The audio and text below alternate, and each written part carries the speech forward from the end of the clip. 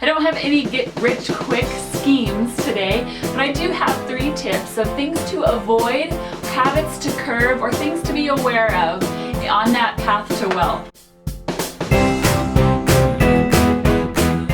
Hello! Welcome back. My name is Amanda Christensen and I work for Utah State University Extension. The first tip is to avoid consumer credit card debt.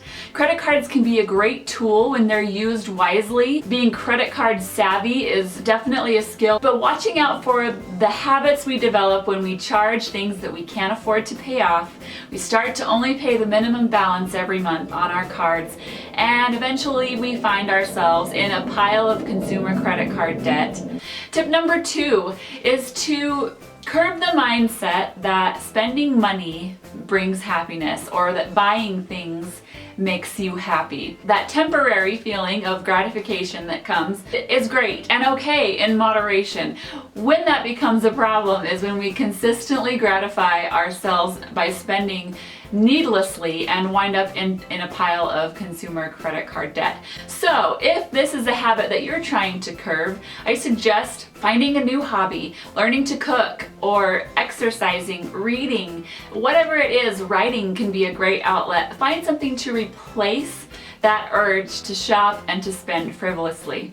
The third tip is to curb the mindset that thrifty living somehow means deprivation of all things that would possibly make me happy.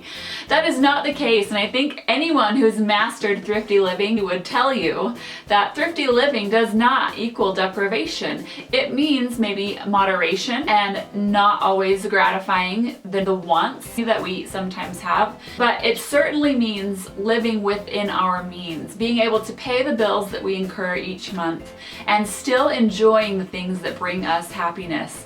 So the thought that thrifty living or being frugal somehow means deprivation of all things isn't true, and certainly doesn't need to be true, and it is a thought that we should try to curb. That's all I have today. Be sure to check the description box below for some fabulous resources provided by Utah State University Extension that may help you financially. Also, leave a comment and let me know some of the things, the habits, or the tips and tricks that you have that help you in your financial management. I would love to hear from you. Again, I'm Amanda Christensen. Thanks for stopping by, and I'll see you again soon. Bye.